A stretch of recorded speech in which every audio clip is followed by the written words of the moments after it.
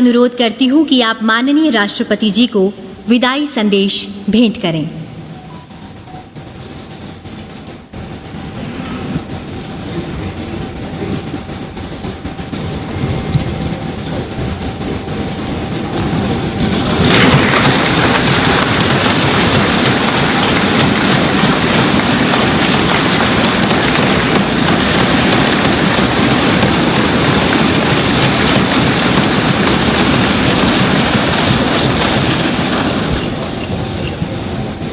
धन्यवाद मान्यवर। अब मैं अनुरोध करती हूँ माननीय उपराष्ट्रपति एवं राज्यसभा के सभापति श्री एम वेंकैया नायडू जी और लोकसभा अध्यक्ष श्री ओम बिरला जी से कि आप दोनों संयुक्त रूप से माननीय राष्ट्रपति जी को स्मृति चिन्ह भेंट करें।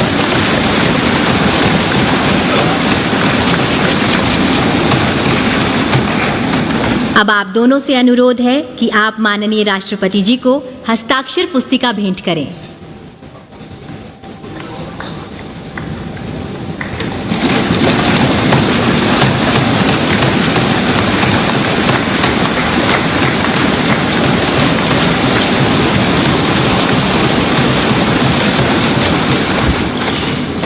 सादर धन्यवाद। अब मैं विनम्र निवेदन करती हूँ माननीय राष्ट्रपति जी से कि वे विशिष्ट जनों की सभा को संबोधित करें और हम सभी का मार्ग प्रशस्त करें।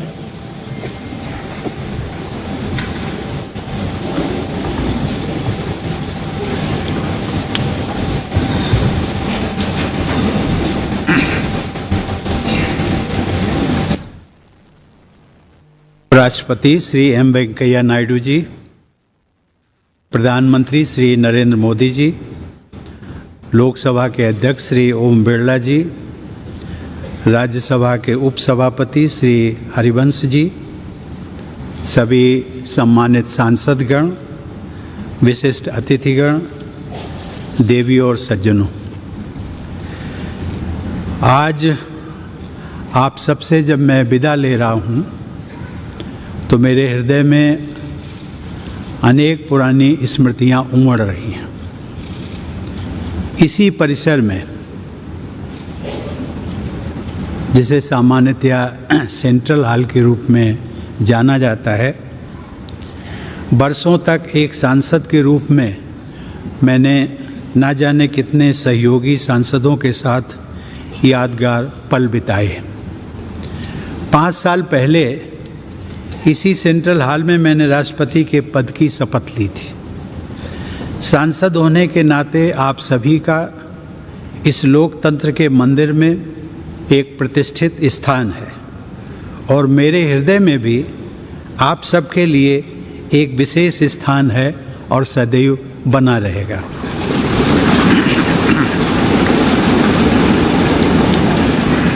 आप सबके लिए ये विशेष गौरव की बात है कि आप सब भारत की जनता के निर्वाचित प्रतिनिधि हैं। भारत की जनता ने आप सब के माध्यम से मुझे राष्ट्रपति के रूप में चुनकर देश की सेवा करने का अवसर प्रदान किया। इसके लिए मैं देशवासियों का सदैव आभारी रहूँगा। सर्वशक्तिमान ईश्वर की कृपा से जिस दायित्व को निभाने का अवसर मुझे प्राप्त हुआ, उसका निर्वहन आप सभी के सहयोग के बिना संभव नहीं था। इसके लिए मैं आप सबका भी आभार व्यक्त करता हूँ। अपने कार्यकाल के दौरान मैंने अपनी पूरी क्षमता से अपने कर्तव्यों का निर्वहन करने का प्रयास किया है। आप सबने मेरे प्रति जिस अटूट विश्वास का परिचय दिया, उसके बल पर मैं अपने कर्तव्यों को भली भांति निभा सका। मेरे सभी पूर्ववर्ती राष्ट्रपति मेरे लिए प्रेरणा का स्रोत रहे हैं। माननीय सदस्यगण, राष्ट्रपति और सांसदगण उसी विकास पथ के सहयात्री हैं जो हमारे देश को प्रगति की उच्चतर उपलब्धियों की ओर ले जा रहा है। इस पथ को प्रशस्त करने वाली महान विभूतियों ने हमारे संविधान की रचना करके हमारी लोकतांत्रिक व्यवस्था की नींव रखी। यद्यपि संविधान सभा के सदस्यों को ही हमारे संविधान की रचना का श्रेय जाता है, लेकिन वह ऐतिहासिक कार्य उन्होंने भारत के लोगों के प्रतिनिधि के रूप में किया था। इसीलिए हमारा संविधान हम भारत के लोगों द्वारा अंगीकृत, अधिनियमित और आत्मार्पित किया गया। भारत के लोग ही अपने प्रतिनिधियों अर्थात आप सभी माननीय सांसदों के माध्यम से अपने गणतंत्र की यात्रा का मार्गदर्शन करते हैं। इसीलिए संसद को लोगों के तंत्र यानी लोकतंत्र का मंदिर भी कहा जाता है।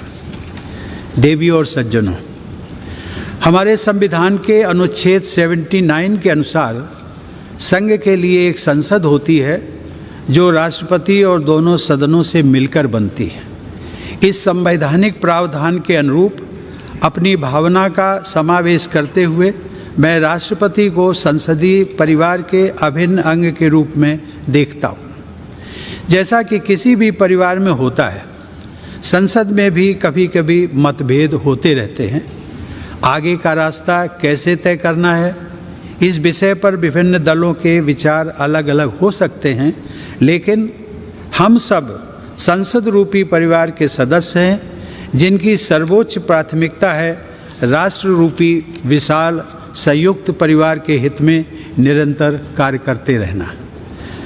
राजनीतिक प्रक्रियाएं राजनीतिक दलों के अपने तंत्रों के माध्यम से संचालित होती हैं, लेकिन पार्टियों को दलगत राजनीति से ऊपर उठना चाहिए और राष्ट्र सर्वोपरि की भावना से यह विचार करना चाहिए कि देशवासियों के विकास और कल्याण के लिए कौन कौन से कार्य आवश्यक हैं।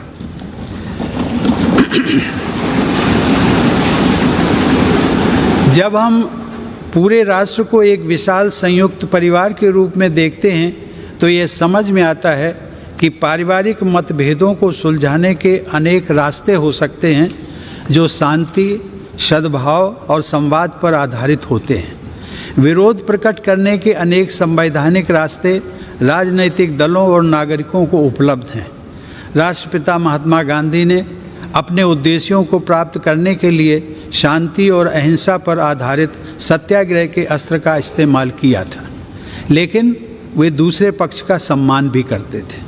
हमारे नागरिकों को अपनी मांगों के लिए दबाव बनाने का तथा विरोध करने का संवैधानिक अधिकार उपलब्ध है, लेकिन मेरे विचार से इस अधिकार का प्रयोग हमेशा गांधीवादी तौर तरीकों के अनुरूप शांतिपूर्ण ढंग से ही किया जाना चाहिए। माननीय सदस्यगण, मेरे कार्यकाल के दौरान 2 अत्यंत महत्वपूर्ण ऐतिहासिक आयोजन किए गए। राष्ट्रपिता महात्मा गांधी की 150वीं जयंती के उपलक्ष्य में अनेक यादगार समारोह पूरे देश में आयोजित किए गए। इस संदर्भ में मैं स्वच्छ भारत अभियान की परिवर्तनकारी उपलब्धियों का उल्लेख करना चाहूँगा। यह कहा जा सकता है कि स्वच्छता का यह राष्ट्रीय अभियान सरकार और देशवासियों की ओर से महात्मा गांधी के प्रति सच्ची श्रद्धांजलि रहा है। दूसरे ऐतिहासिक आयोजन के रूप में भारत की स्वाधीनता के 75 वर्ष पूरे होने के उपलक्ष्य में देशवासियों द्वारा आज़ादी का अमृत महोत्सव उत्साहपूर्वक मनाया जा रहा है। मैं इन दोनों ऐतिहासिक अवसरों से जुड़े अत्यंत प्रभावशाली आयोजनों के लिए देश की जनता व सरकार को बधाई देता हूँ। इन कार्यक्रमों में युवाओं से लेकर वयोवृद्ध नागरिकों तक सभी के द्वारा समान उत्साह के साथ भागीदारी और देश के गौरवशाली इतिहास से उनके जुड़ाव को देखकर मुझे हार्दिक प्रसन्नता हुई है।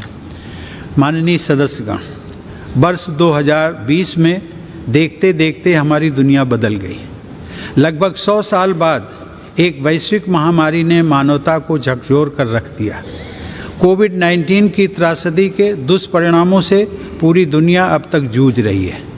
वर्तमान परिप्रेक्ष्य में हम सब यह आशा करते हैं कि पूरा विश्व समुदाय इस महामारी से भविष्य के लिए उपयोगी सबक हासिल करेगा। पहला सबक यह है कि मानव समाज ये भूलने लगा था कि वह प्रकृति का ही एक अभिन्न हिस्सा है। वास्तविकता ये है कि वह न तो प्रकृति से अलग है और न ही प्रकृति से ऊपर है। महामारी का प्रकोप कुछ हद तक पर्यावरण में हुए असंतुलन से भी जुड़ा है। पिछले 2 वर्षों की विभीषिका ने यह भी याद दिलाया है कि पूरी मानवता वास्तव में एक ही परिवार है और सभी का अस्तित्व आपसी सहयोग पर निर्भर करता है।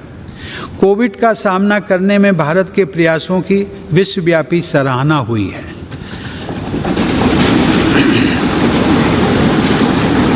सबके प्रयास से हमने केवल 18 महीने में ही 200 करोड़ वैक्सीन लगाने का लक्ष्य प्राप्त किया है। कोरोना काल में हमने 80 करोड़ लोगों को मुफ्त राशन भी पहुंचाया। यदि हम अपनी नीतियों के निर्धारण में इस वैश्विक महामारी से प्राप्त शिक्षाओं को अपनाते हैं तो मुझे लगता है कि भविष्य में किसी गंभीर आपदा के आने पर उसका सामना हम अधिक दक्षता और आत्मविश्वास के साथ कर सकेंगे।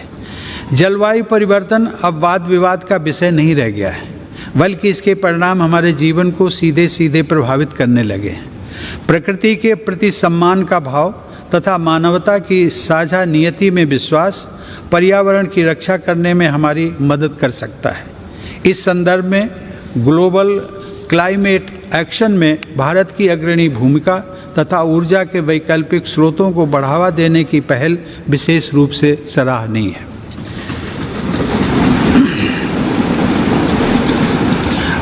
माननीय सदस्यगण, जब मैं जनसेवक के रूप में अपने और सरकार के प्रयासों के बारे में सोचता हूँ तथा अपनी पूरी पीढ़ी की ओर से विचार करता हूँ तो हमें यह स्वीकार करना पड़ता है कि समाज के हाशिए पर जीवन यापन करने वाले लोगों के जीवन स्तर को बेहतर बनाने के लिए हालांकि बहुत कुछ किया गया है, लेकिन अभी भी बहुत कुछ किया जाना बाकी है।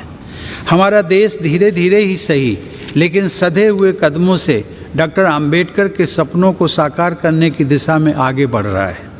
मैं मिट्टी से बने एक कच्चे घर में पला बढ़ा हूँ, लेकिन अब ऐसे बच्चों की संख्या बहुत कम हो गई है जिन्हें आज भी उन कच्चे घरों में रहना पड़ता है जिनमें छत से पानी टपकता हो। आज बड़ी तादाद में हमारे गरीब भाई बहनों के पास भी पक्के घर हैं। यह बदलाव काफ़ी हद तक सरकार के विशेष प्रयासों से संभव हो सका है। अब हमारी बहुत सी बेटियों और बहनों को पीने का पानी लाने के लिए मीलों पैदल नहीं चलना पड़ता है, क्योंकि हमारा प्रयास है कि हर घर नल से जल पहुँचे। हमने घर घर में टॉयलेट्स भी बनवाए हैं, जो एक स्वच्छ और स्वस्थ भारत के निर्माण की नींव डाल रहे हैं। सूर्यास्त के बाद लालटेन या दिया जलाने की यादें भी पुरानी हो रही हैं, क्योंकि लगभग सभी गांवों तक बिजली का उजाला पहुंच गया है। जैसे जैसे हमारे देशवासियों की बुनियादी ज़रूरतें पूरी हो रही हैं, उनकी आकांक्षाओं में भी बदलाव आ रहा है। इस बदलाव का बड़ा रोचक एहसास पिछले महीने ही मैंने अपनी वृंदावन यात्रा के दौरान देखा, जब वहाँ एक वृद्धा आश्रम में रहने वाली एक महिला ने मुझसे हेलीकॉप्टर की सवारी कराने का अनुरोध किया। आज सामान्य देशवासियों के सपनों को उड़ान मिल रही है। यह बदलाव भेदभाव रहित सुशासन द्वारा ही संभव हो सका है। सामान्य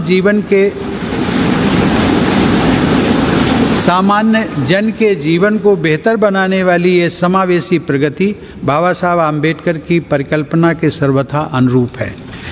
महिलाओं में सशक्तिकरण की भावना को निरंतर मजबूत होते देखकर मुझे विशेष संतोष का अनुभव होता है। यह सशक्तिकरण युवा पीढ़ी की हमारी बेटियों को और आगे बढ़ा रहा है। मैंने जितने दीक्षांत समारोहों में भाग लिया है, उनमें से अधिकांश संस्थानों में मैंने देखा है कि बेटियों का प्रदर्शन लड़कों से बेहतर रहा है।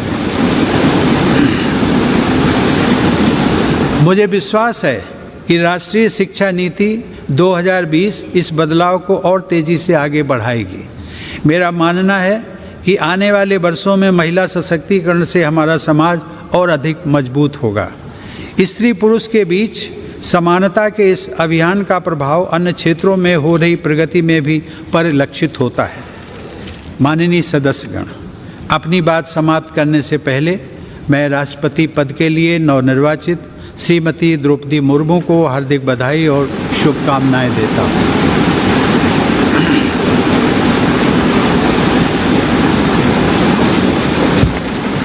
सर्वोच्च संवैधानिक पद पर उनका चुनाव महिला सशक्तिकरण को बढ़ाने के साथ साथ समाज के संघर्षशील लोगों में महत्वाकांक्षा का संचार करने वाला है। मुझे पूरा विश्वास है कि उनके अनुभव, विवेक और व्यक्तिगत आदर्श से पूरे देश को प्रेरणा मिलेगी और मार्गदर्शन भी। मैं एक बार फिर आप सभी के प्रति कृतज्ञता व्यक्त करता हूँ। आप सबके साथ काम करने का मेरा अनुभव अविस्मरणीय रहा है। आप सबने संसद के अंदर और बाहर देश की जनता के हित से जुड़े अनेक कार्य किए हैं। इसके लिए मैं आप सबको साधुवाद देता हूँ। अपने कार्यकाल के दौरान मैंने आप सबके साथ विभिन्न आयोजनों में विचारों का आदान प्रदान किया है।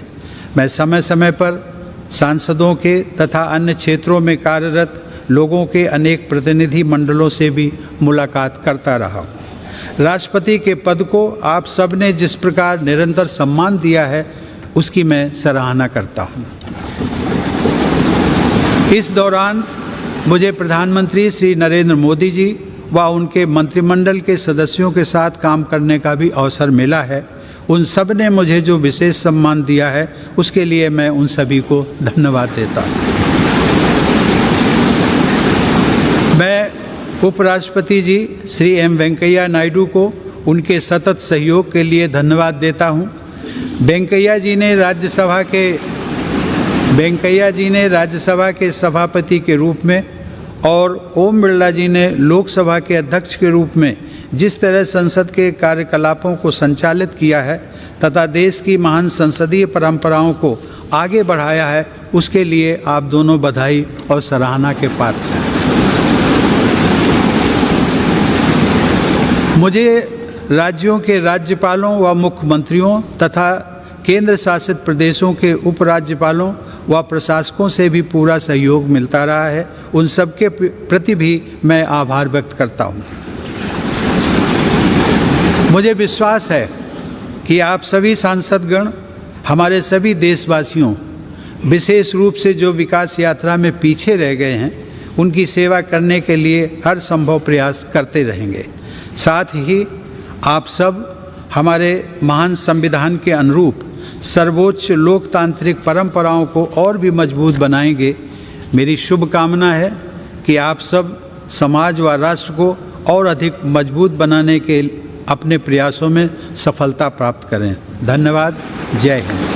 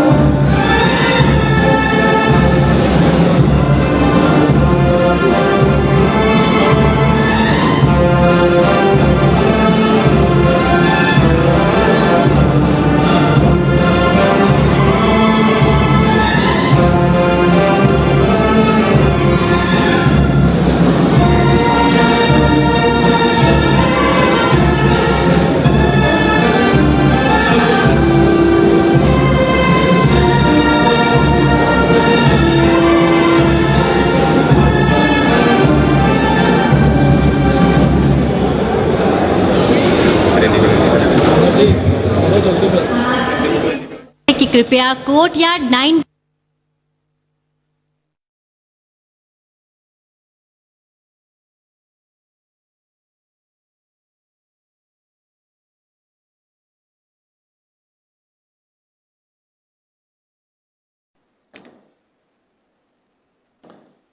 जी, और ये आप सीधी तस्वीरें देख रहे हैं सेंट्रल हॉल में विदाई समारोह के बाद राष्ट्रपति रामनाथ कोविंद जी, प्रधानमंत्री नरेंद्र मोदी जी,